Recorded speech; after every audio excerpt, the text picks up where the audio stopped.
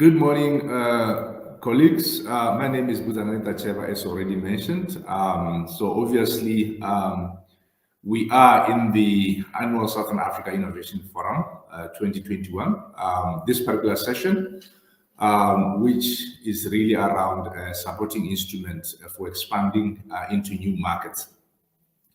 So thank you very much, Lerato. Thank you very much, Innocent, and thank you very much, Stephen, for making the time. First of all, let me state that obviously we are in the age of a pandemic, being COVID-19, and across the whole of the continent, we have a number of interesting emerging opportunities presented by the COVID-19 pandemic. But over and above that, just to say that recent development in the context of the Africa Continental Free Trade Area agreements that have been communicated, there's a great opportunity that we can be able to take advantage of in order to be able to penetrate new markets.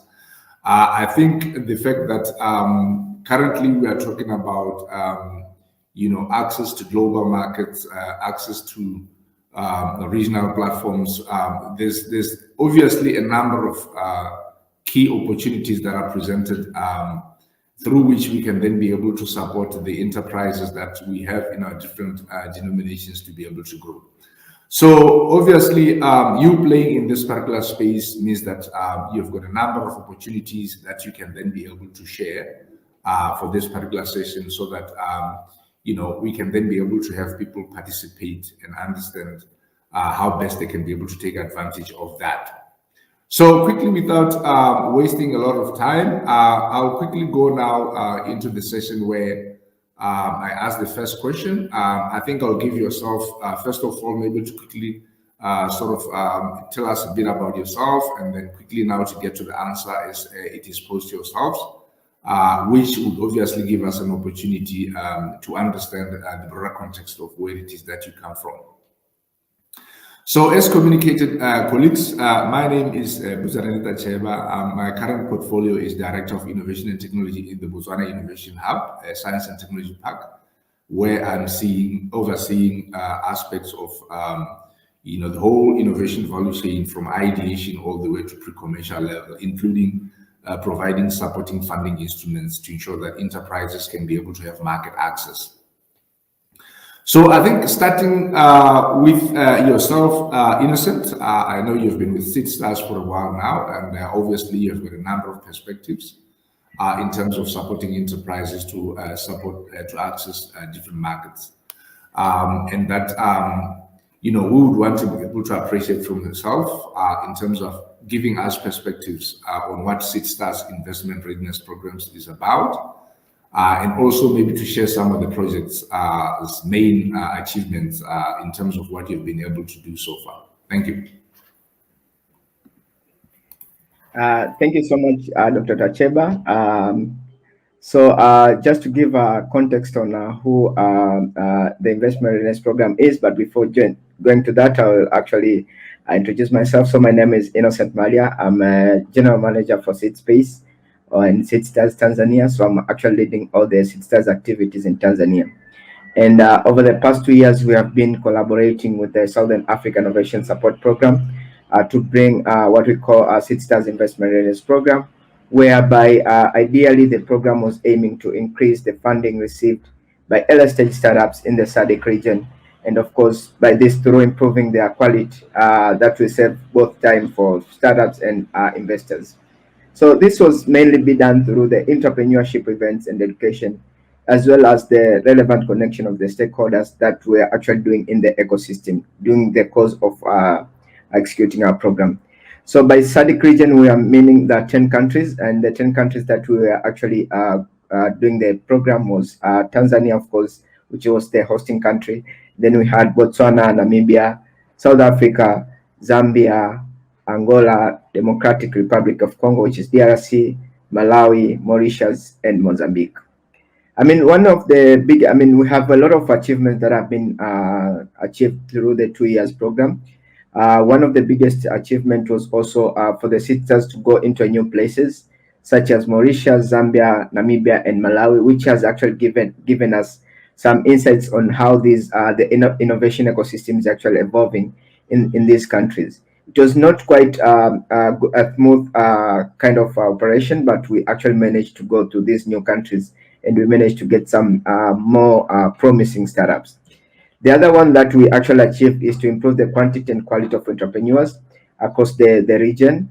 And then, of course, we have actually done 2 cohorts with a total of 36 startups, of which the first cohort was involving 21 startups, and the second cohort, which we have just finalized, involved 15 cohort.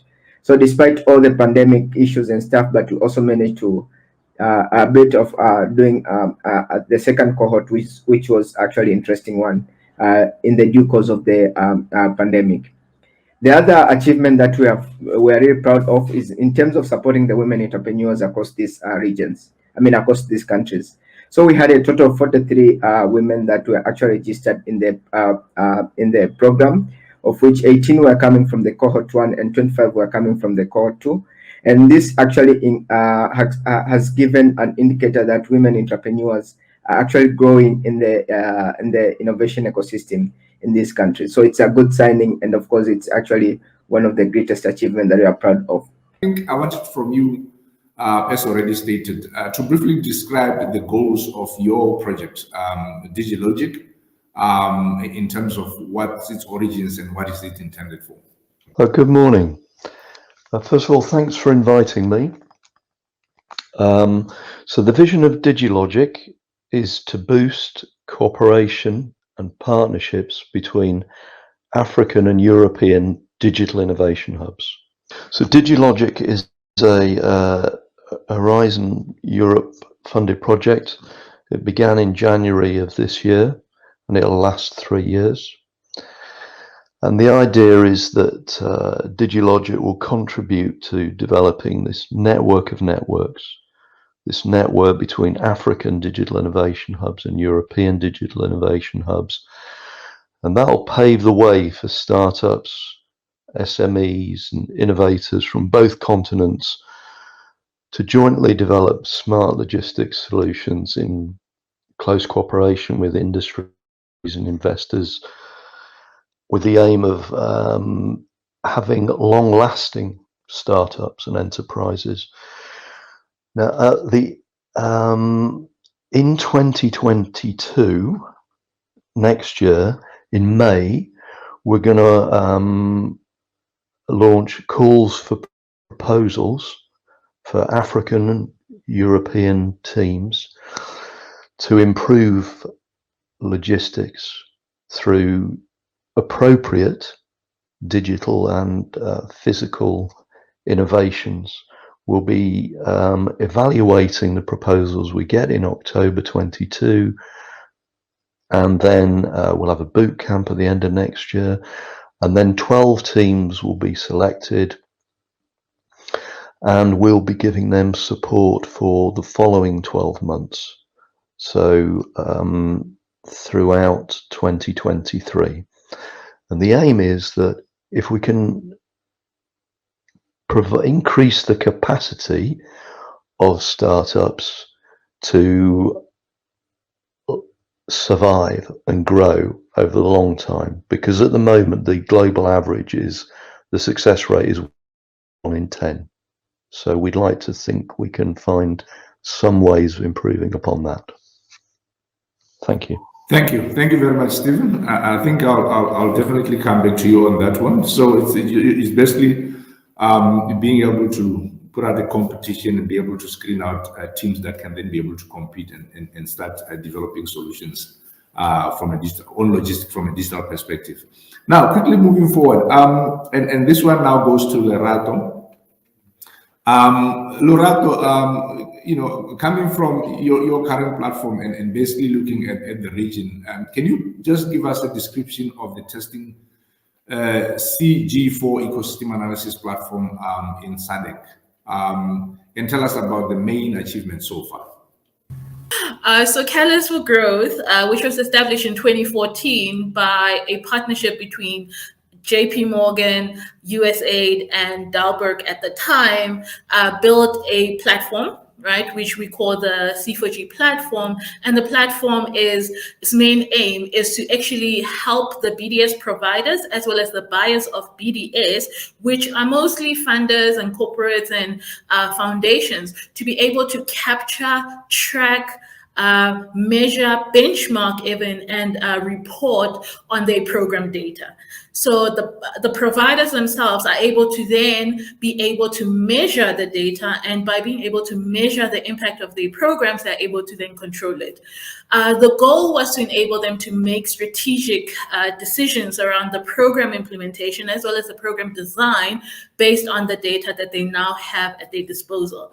Data is already collected, but how the data is used has not been used effectively by both the program managers as well as the buyers of BDS. Now, the program testing of the C4G platform in the SADC markets, funded by ASAIF, allowed C4G to take this platform into 2 SADC markets, in particular Tanzania as Zambia, to test the viability of the product and to see what it would actually take to implement the same product and service into these 2 new markets. So the product itself, the program itself went very well. I mean, save for COVID, but, having been able to access 19 BDS providers in those 2 markets and 150 SMMEs whose data we were able to collect and measure and track and report in the latest ecosystem report that we've published. So we've been able to do what we needed to do in the program, yes. Okay. No, I think at least you have gotten the context in terms of your key initiatives across the continents and what you are doing. And I think to a large extent, we are appreciating that this is really more like prototyping and really being able to develop something that would really have an impact. I think my next set of questions really are going to be in the context of I mentioned the fact that we are currently living in the state of like a great new reset as communicated by the World Economic Forum. The incident and the disruption of COVID. So for yourself, Innocent, what processes are key to follow when an organization wishes to expand in a new market? And I would like you to elaborate this in the context of the new reset, post the COVID, because obviously that is brought in changes that we all need to be able to take into consideration for. So please just give us an elaboration on that particular aspect. Thanks, Dr. Tacheba. So at Seedstars, we have been able also to develop what we call the internalization framework.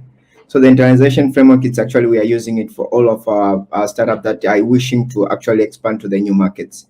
But ideally, what has been summarized in the internalization framework, we have been able to analyze only 4 sort of questions that you need to ask yourself before even you start thinking of expanding. So number 1 question that you need to ask yourself is, do you have the product market fit in your country first? So the one that you're operating. So if the answer is yes, then you go to the next question that you can actually ask yourself. Is there an internalization or expansion a priority for growth for your company right now? So you also need to provide some context into this answer. And then if you get the answer yes, and then you can go to the third question, which is where now you should expand.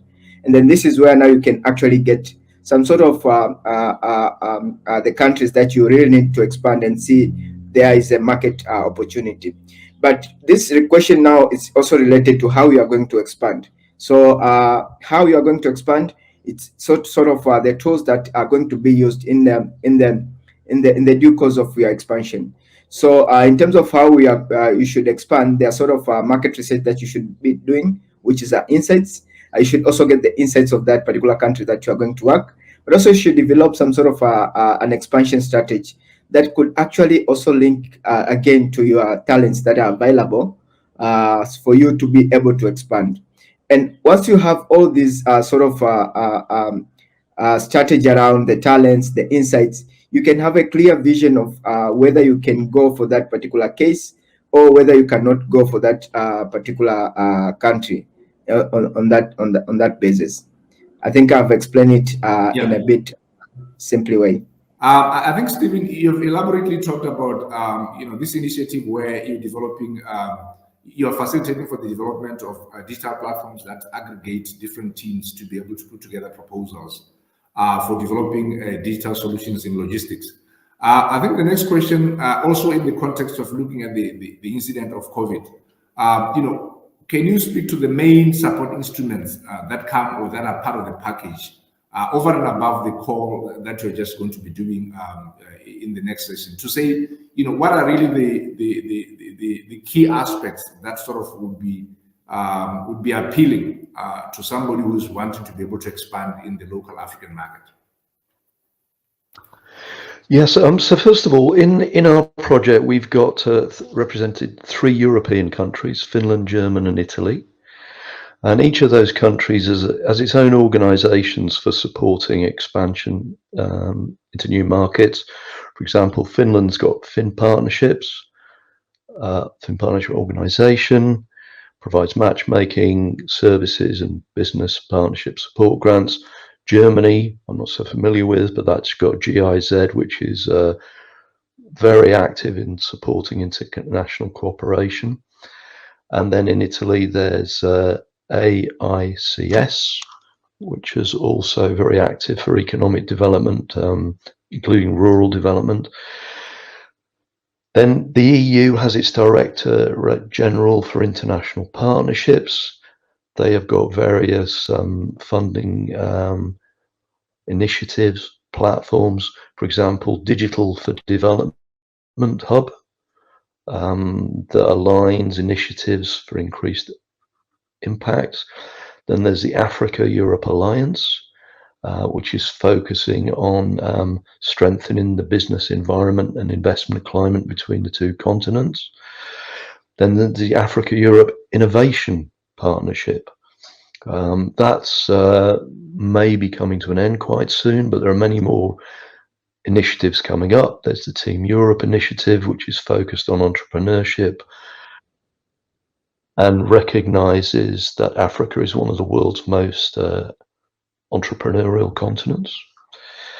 And there are also soft landing programs that enable African and European SMEs and startups to dive deep into new markets and ecosystems to support their adaptation and growth internationally. And then there's the well-established Horizon program of the European Union, and this has got currently targeted actions for Africa initiatives, and this is the main funding instrument by which the EU seeks to enhance cooperation with Africa. Quickly moving on to Lerato, what key support instruments or mechanisms did you tap into when you were expanding into the Tanzanian market? I think you spoke very well of C4G and the current initiatives, and that you've been able to expand it beyond the country. So maybe now you can speak as part of your refinement processes. What support structures did you use? Okay, I think Innocent actually went into a great list, brief but detailed in terms of the things that you need to consider. And these are some of the things that we ourselves have had to look at in terms of our current market and where we were, and the penetration that we had already done in South Africa. What were the lessons that we wanted to actually take from South Africa, but also considering the differences that would be in the market that we're going with. So we first needed to, of course, look at existing partnerships that we have. We didn't want to go into an entirely new market where we didn't have existing partnerships that would make it a little bit easier for us, because we were entering a new market. And hence Tanzania was so important for us, because our partner and founding partner, Dalberg, already has established presence there. So it was easier for us to go into Tanzania And we actually found that it was easier to work in Tanzania than it was in Zambia, where we did not have existing partnerships. But we needed to pre-build those partnerships, by way of a consortium, of course, prior to even accessing the market, and really just educate our potential partners with regards to our product. Of course, that came with challenges, but as we needed to build this market entry strategy, considering how we're going to enter the market, how much it will cost to enter the market, and what are the potential risks. You will then learn on the job that actually you cannot consider all the risks, and the risks actually do appear. And that's why you will need, the biggest lesson we learned and that we needed to tap into was a local presence. Really, really being present in the market. Of course, COVID made it very difficult for us, especially with the restrictions. South Africa was hit hard with regards to the restrictions, but hence we succeeded more in Tanzania, where we had a local presence, than in Zambia, where our presence was not actually felt on the ground. But I think the biggest thing is really tap into your existing partnerships. If not, take the time prior to actually build those partnerships before you enter the market, because it reduces the risk, and it makes the journey a little bit easier. Thank you very much, Lerato. I think that was quite elaborate. I think in summing it up, colleagues, because I realize that we are running out of time. I think it's obvious that obviously for all the key initiatives that you are putting across for the different ecosystems, there's great opportunities going forward to be able to tap into the, as I said, global and regional value chains amidst the current COVID-19 pandemic. I think this platform really is really an opportunity for all those that are seeking to be able to have to build enterprises, to build startups that are resilient, to be able to break into those markets, to understand the intricacies and the different challenges. And I think your sharing of your different experiences and the opportunities and the kind of expansions that you've been able to reach and the iterations that you are currently doing to further refine, I think they are a great and a valuable asset that anybody and any aspiring startup and entrepreneur out there would be willing to be able to take up. So thank you very much for your participation. We really appreciate you, and I trust that you shall keep on in supporting the African Innovation Summit in all its efforts. Thank you very much.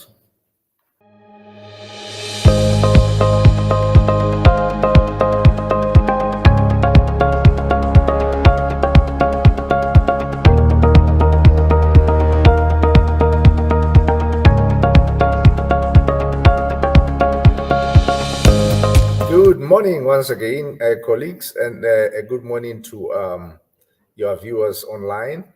I think at this stage, having appreciated the deliberations and having been able to participate in the earlier sessions of the Innovation Summit 2021, I'd like to once again bring you back to this particular session in breaking barriers into other markets.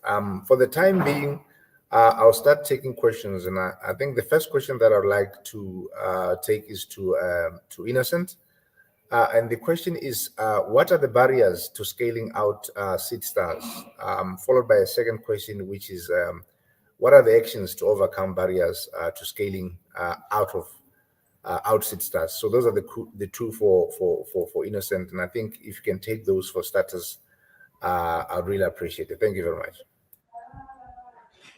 Thanks, Dr. Tacheba. Good morning, everyone. In terms of the question that has been asked, in terms of what are the barriers to scale out the Seedstars, I think it was meant to be the Seedstars Investment Readiness Program, probably. So, I mean, what we have been thought of as, what we have been as a barrier, of course, resources is one of them. Resources such as the financial resources, or sometimes the human capital that are actually existing are not existing in the different countries that we are operating into. So it was not easy, of course, to operate in the 10 countries. As I mentioned in the video, that it was not smooth in some of the countries that we are actually going for the first time. but through the help of the partnership that we have just done with the SAIS, has actually helped us to be more, make us has made the program to be more smooth. What sort of things that we are actually doing usually is to try to strike into the partnerships with the different partners that can actually help us in terms of exploring the new markets or exploring in the new programs that we are into. So such partnership, including the size that we have just been closing out. I don't know if the question has been answered well. Yeah, thanks, Innocent. I take it that you have touched into the salient points with regard to what was raised. But I think that if there's a return question on that, we should be able to get it through. I think we are now open for questions, and I'd really like to invite all those that online to start putting forward those questions. Quickly, there's a question that is going out to Lerato. And this is coming from Chinchilla, and I think she's basically bringing the aspect around adopting certain models, and she's saying how relevant is the Western model of startups to Africa as the first question, and then she's saying what adaptations would you make to a Western model of startups to be more relevant to the current ecosystem? Thank you for the questions. Those are hard questions.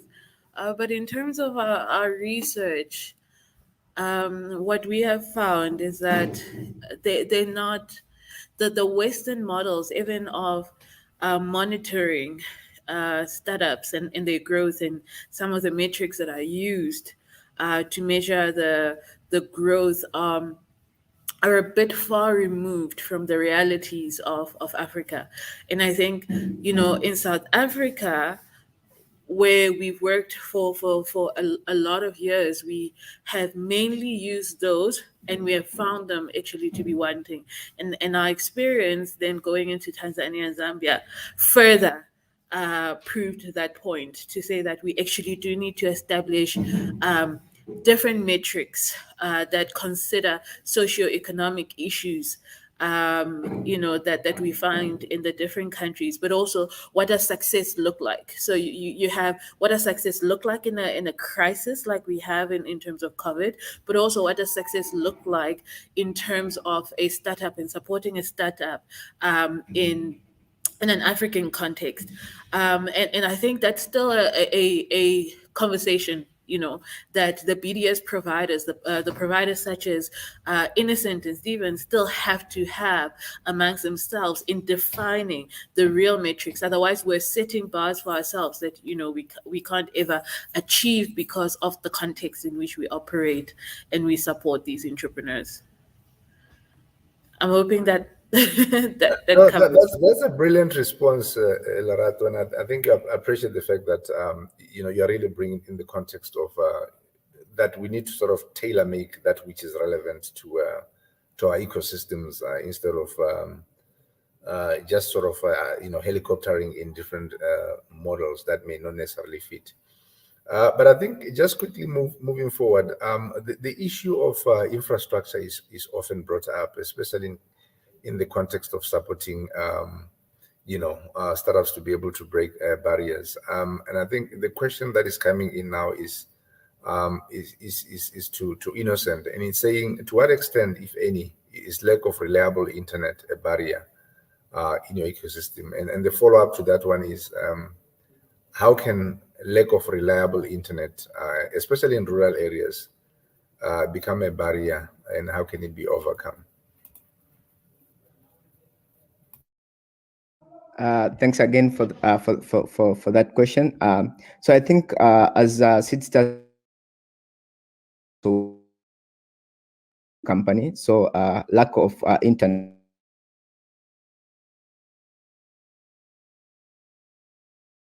tested. For example, in Tanzania, particularly when we go to up country, we actually have some sort of startup that are actually claiming in terms of having high cost, for example, of the internet. So it has been something that has been somehow being cried by the startups.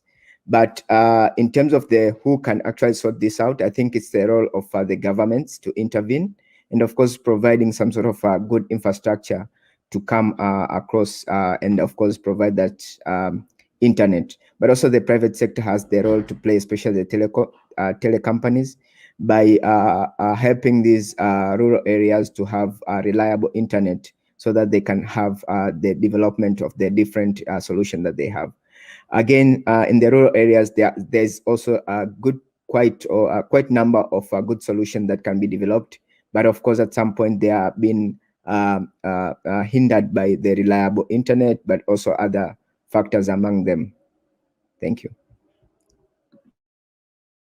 Thanks, Innocent. I think this really brings in the aspect of the relevance of digital transformation and being able to utilize modern technologies around the fourth industrial revolution and to really power some of our African startups in ensuring that they can then be able to enter alternative markets.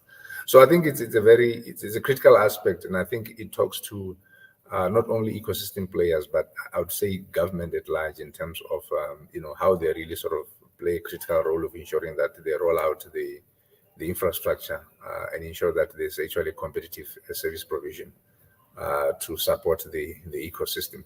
The next question is to Lerato, and it says, is Western focus on high-tech innovation so relevant to African startups? So that's the question.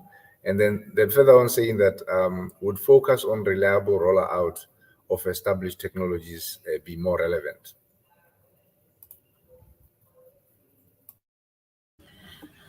All right, so I'm just trying to understand the question.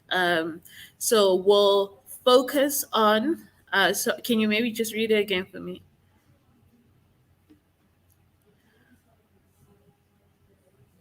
Yes, I think, yeah, this is what the question is saying. It's saying, is Western focus on high-tech innovation so relevant to African startups? I think that's the first one. Okay. Well, I mean, the relevance, I mean, that's a difficult one for me to answer. But I do think that within the African context, we have to look at what is it that we need to focus on. And of course, technology is not something that we need to leave behind, especially, now in this crisis where we have seen the need for technology and taking people along. But as Innocent just said right now, we still have baby step challenges. I mean, just the access to internet is still a problem, so it becomes very difficult to run. I mean, we've monitored some tech programs in South Africa, for example, and a majority of them, I mean, outside of Silicon Cape, would be struggling, so unless the infrastructure is right, then it becomes very difficult to have our focus on just high tech, or even just some even basic entry level tech entrepreneurship. So we do need to get our infrastructure right, but we also then need to prioritize. So there are some, for example, agricultural, so we're a very resource rich continent, and we should be looking at how do we then ensure that our entrepreneurs can have access to those natural resources, but also know how to exploit them, financially and gain from them. That's still a big challenge. So right now we're a third world, trying with ambitions of first world, and we do need to find ourselves as Africa, even as the BDS ecosystem at this point. Yeah, thanks, Lerato. I think you've pretty much touched on it, and I think to me, basically, what the question reflects on is, whether we are really pro Western high tech innovation as an African continent, and this is really to say, from where we sit, given that we are rich in resources, it's really about picking and choosing, those high-tech innovations that are pretty much relevant to us. And in fitting them in, it's also to say, do we have the right technologies? Do we have the right infrastructures to host the same? If you talk about agriculture, for example, one of the biggest applications that is coming in is the utilization of drones and the utilization of location-based technologies and to monitor and to assess agriculture. Those are very good for the ecosystem and to support locals that are really in that space. But it boils down, as we already talked to, having the right infrastructure to host the data, to process the data, and to ensure that it's packaged in such a way that it communicates a relevance. There's another question that I want to quickly run through. I know we're gonna be running out of time, but the question that is coming in is really on reflecting on the different models. And I think this is really talking to Seedstars. Seedstars has been in the continent for a while. It says, what models of business ownership are most relevant to Africa? For example, is it individual ownership by one person, family ownership, village ownership, social cooperative ownership, private limited companies? So those are the examples that are being given, and they're basically saying, which one of those would be most relevant, would be most fitting to Innocent. Thanks again for the question. I think in terms of the business model, it depends on the business that you are running into, and of course, also it depends on the vision of that particular kind of a business. So, for example, if you are looking into kind of probably doing some business that will actually later in the later stage requires you to go and actually fundraise to the different kind of VCs or like seed stage investors, particularly you have other choice than having a private company, as it is something that is actually recognized worldwide. But also it doesn't limit you to have some sort of individual ownership, sort of, but also it also and also it depends what sort of the business has been started with. So, for example, particularly in Tanzania, we have some different small businesses that have been owned socially with different youth, and of course, this has been they have registered from the district level up to the Tanzania Revenue Authority, and of course, they are actually getting a lot of support, but also they are also getting support from the government. So I can say it depends on the two things: the nature of the business that you are starting with, but also the vision of that business that you are looking into. So whether you are, if it's something that you are expecting to come and raise funding from investors, particularly, you have to go for the limited company. But if it's something that you have started again in terms of the social kind of capital, or like in a community, of course, it has to go through that route. Thank you very much, Innocent. And I think maybe this one for Stephen, because I know that has not taken many questions.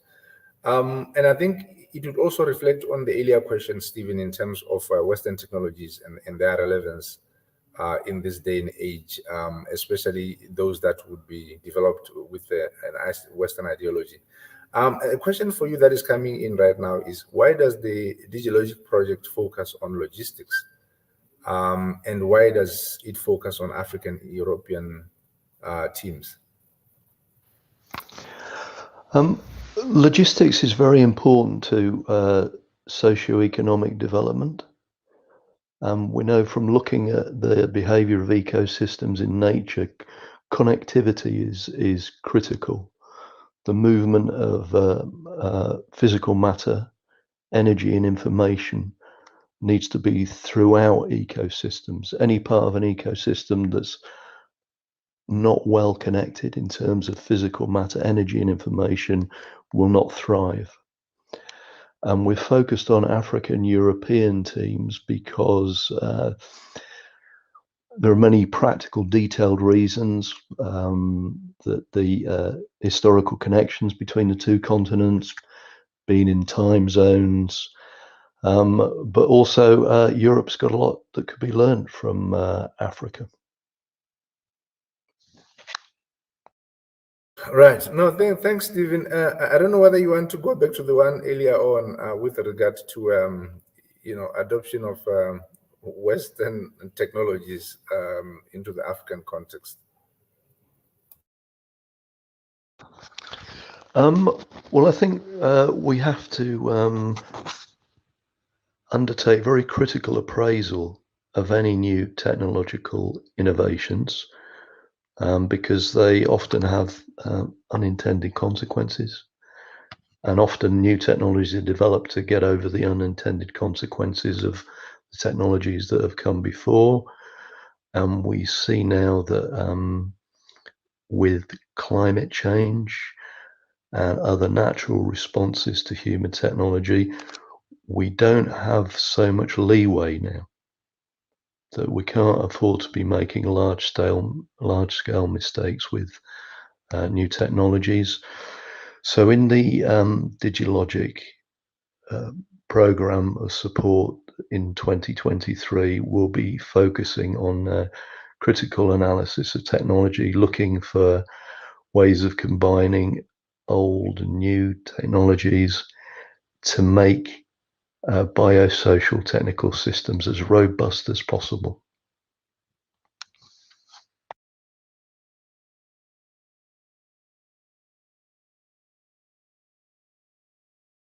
Thank you very much, Stephen. I think now that we're running out of time, I think we've got one more question that I think we can quickly reflect on, and it's talking to, it says, how are the skills and education levels across SADC markets affecting ecosystem development and ability for startups to expand? What can be done? And what should we start with? I think I can give it to any one of you to be able to reflect on that. Anyone, any taker? Well, I can go. I can give it a first step. So from our research as C4G, what we found actually is that you are finding that, especially now with COVID, more and more educated, or rather a degreed. So in South Africa, they have post-secondary school, and we saw that as well when we did the research in Tanzania and Zambia. So post-secondary, and many of them as well with degrees and honors are now getting into entrepreneurship. And that could be, because of the market. South Africa has the highest unemployment rate right now. That tells you something about employment. So people are now going into this entrepreneurship. But what then happens, and where we found frustration in our conversation with entrepreneurs, is that the ecosystem does not seem to be ready and developed, or at least the BDS, the services, the interventions, ready for an educated entrepreneur. So they still are taking the entrepreneur at a very entry level, teaching skills that the entrepreneur might have, or rather theoretical knowledge that the entrepreneur might have learned already through other institutes of higher learning, or even if they have gone through TVET and FET and have practical skills.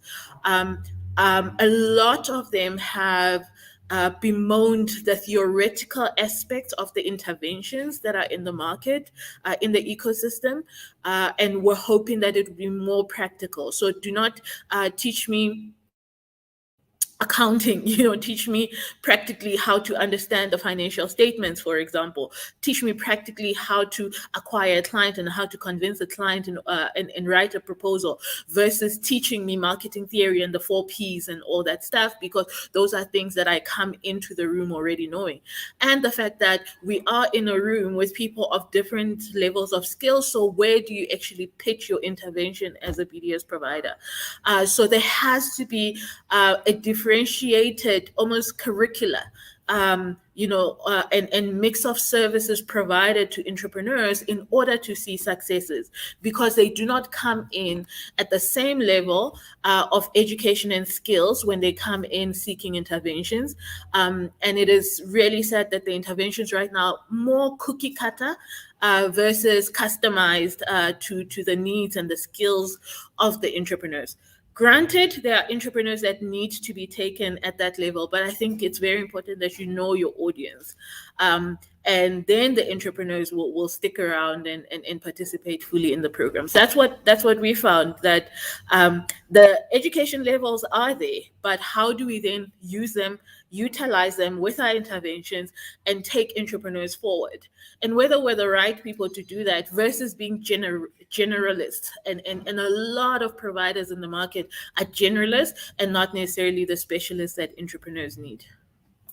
Absolutely. I think I really appreciate the diversity of the answer, in the sense that the level of expertise sometimes from a theoretical perspective does not really empower one, as opposed to some generic basic skills in terms of being imparted in a not so organized manner, not so formalized process, but eventually having an impact in the sense that the skills are imparted and the practical results are actually seen in a short period of time.